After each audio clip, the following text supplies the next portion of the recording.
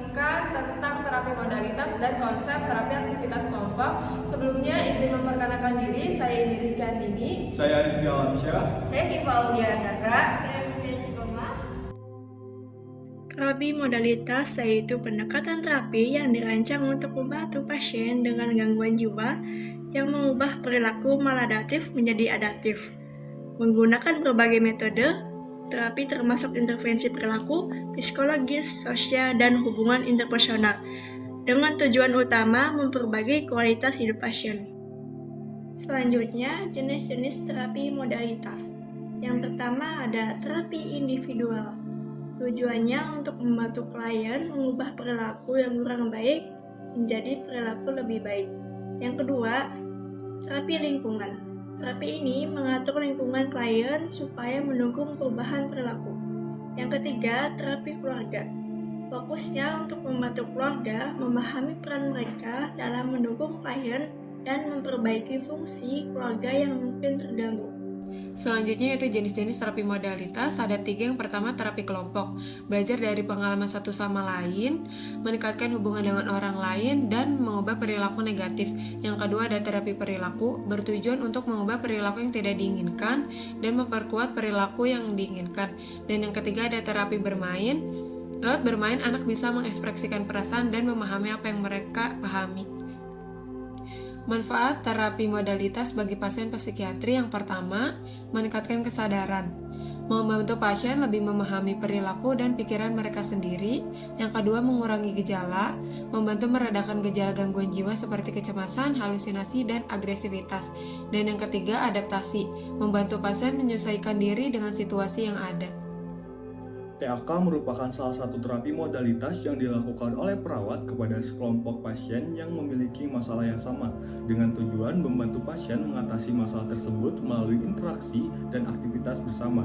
Aktivitas yang dilakukan dalam TAK disesuaikan dengan kebutuhan pasien, seperti meningkatkan kemampuan komunikasi, mengurangi kecemasan, atau memperbaiki pola pikir dan perilaku. Melalui pendekatan kelompok ini, perawat dapat memfasilitasi proses penyembuhan secara holistik, baik dari aspek psikologis, sosial, maupun emosional pasien. Kemudian ada tujuan terapi aktivitas kelompok. Yang pertama itu membantu pasien meningkatkan kemampuan komunikasi dan interaksi sosial. Yang kedua, mengurangi stres, kecemasan, atau emosi negatif.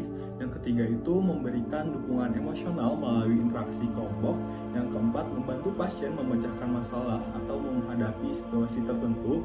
Yang kelima, meningkatkan keterampilan tertentu seperti konsentrasi, kreativitas, atau kerjasama. Dan yang terakhir, membantu pasien memahami dan menerima kondisi diri melalui pengalaman bersama. Yang pertama, terapi aktivitas kelompok stimulasi sensori. Terapi ini ditunjukkan pada pasien yang tidak mau berkomunikasi secara verbal.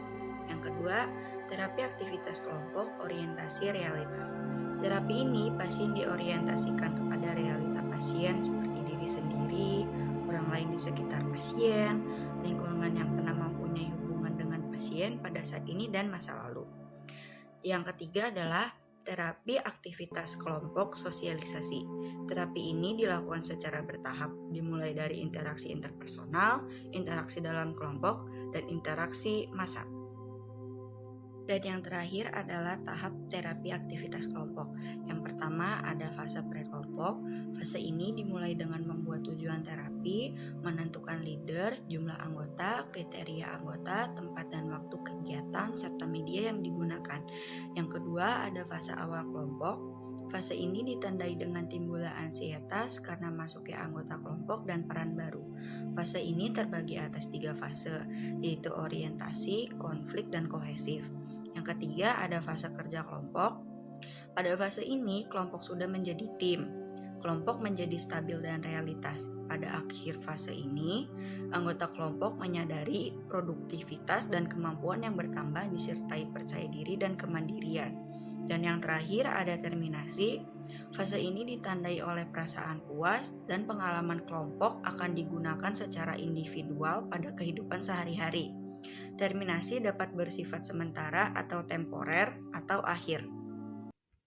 Sekian presentasi dari kelompok kami. Terima kasih. Wassalamualaikum warahmatullahi wabarakatuh.